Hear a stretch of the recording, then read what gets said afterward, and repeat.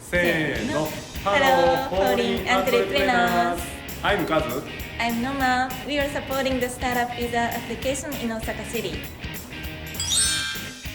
はい、今日は融資の話です。ビジネスをしたいと思った時に切っても切り離せないのがお金の話。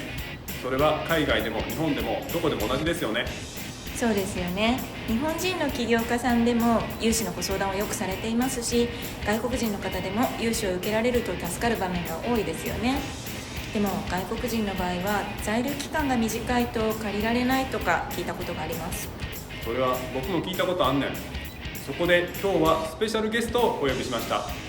日本政策金融高校大阪創業支援センターの高橋陽介さんです。それでは高橋さん、どうぞお入りください。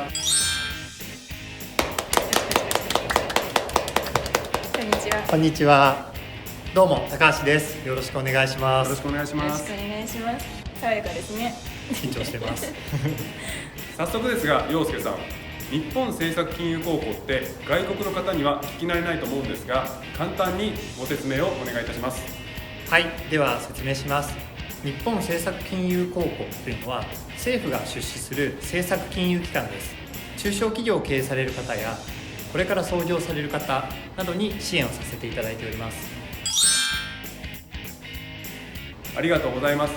さっき2人で話してたんですが、ぶっちゃけ外国人の方でも融資って受けられるんですか？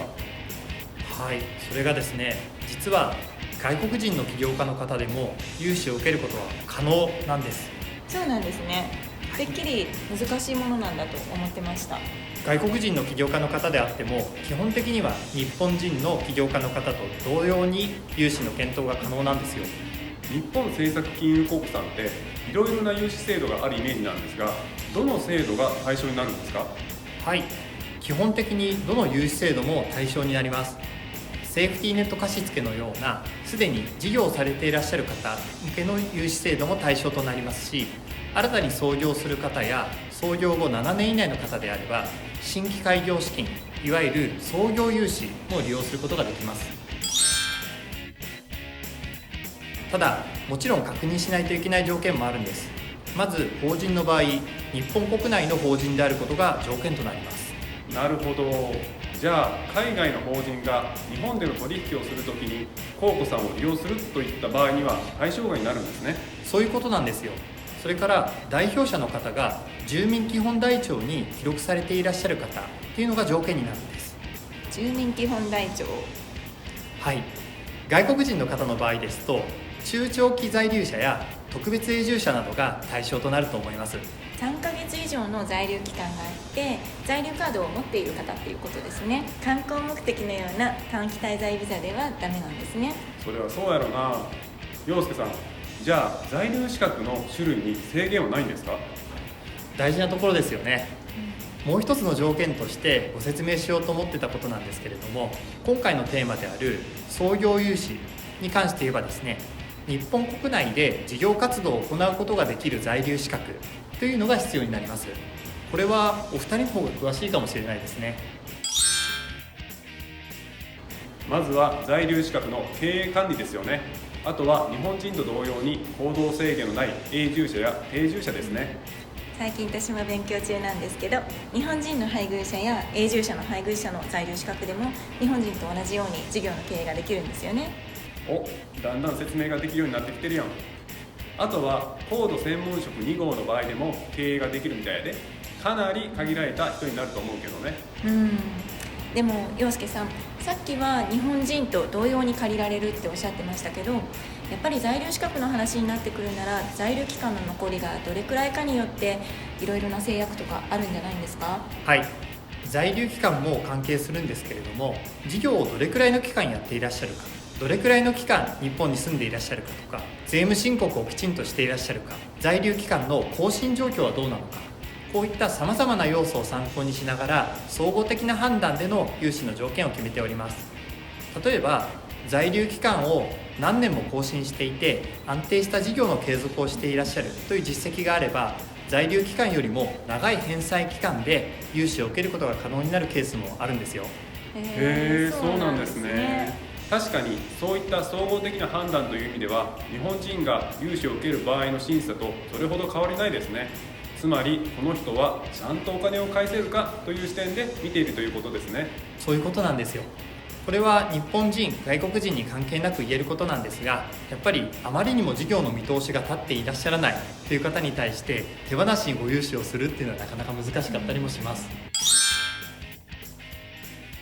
ちなみに今回このチャンネルを見てくださっている方はこれから日本で起業したいという外国人の方もおられると思うんですが、さっきの事業経営をできる在留資格が必要という条件があるとしたらスタートアップビザの方は対象外になるんですか？在留期限は6ヶ月あるので住民登録はできるんですが。はい、実はですね、外国人企業活動促進事業関連という融資制度があるんです。それっていわゆるスタートアップビザ事業のことですよね。はい、そうなんです。新規開業資金といういわゆる創業融資の制度の中で外国人企業活動促進事業関連という制度があるんです。特定外国人起業家の方で新たに事業を始められる方は特別利率に該当する可能性があります。この特定外国人起業家というのがスタートアップビザで在留する外国人の方のことなんですよ。そうなんですか。僕たちも知らなかったです。こういう情報って当事者の方が積極的に調べに行かないとなかなか入ってくるものではないですからね。陽介さん、特別利率っていう言葉が出てきましたけど、外国人の方は利率が上がるってことですか？いえ、これは逆なんです。利率が下がります。下がります。はい、基準金利よりも優遇されるんです。それもびっくりです。外国人の方の場合は条件が厳しくなるのかと思っていました。もちろん審査はしっかりありますので、それなりにきちんと準備する必要があります。それじゃあここで実際に融資を受けたいとなった場合の申請プロセスをご説明お願いできますか？はい、それでは簡単にご説明します。まず基本的な流れなんですが、最初に必要な書類などをご提出する申し込みという手続きがあります。この申し込みが完了しますと、後日審査の担当者と面接をしていただきます。この面接によって審査の結果が出る形になるんですが、無事に審査が通りましたら融資が実行される、こういった流れになります。申し込みの手続きの時には申し込み書ですとか創業計画書、事業をやられる場所のですね、物件の明細などこういったものをご提出いただく形になるんですけれども、いきなり創業計画書をご提出するってなかなか難しいと思いますので、まずは申し込みの前に一度ご相談に来ていただくことをお勧めしております。さっき面接があるっておっしゃってましたけど、やっぱりそれは日本語でしてもらう必要があるんですか？どうしても日本語は喋れない場合は通訳の方を同席いただくことも可能なんですが、やっぱり自分自身の言葉でしっかり伝えていただく方が伝わりやすいかと思いますので、できれば日本語をきちんと喋れる方がいいかなというふうには思います。そうですよね。では陽介さん、審査で見られるポイントっていうところはどういったものがあるんですか？はい、審査ではですね、どういった事業をされるのかという、創業計画、事業計画が見られる形になります。それから、その事業計画をきちんと実現できる、実行できるといったところもですね、審査の中では見られるポイントになってくると思います。よくわかりました。外国人の方でも日本人の方でも基本的な申請プロセスも一緒だし、見られるポイントはどれだけ本気でその事業を始めようとしているかという熱意なんですよね。はい、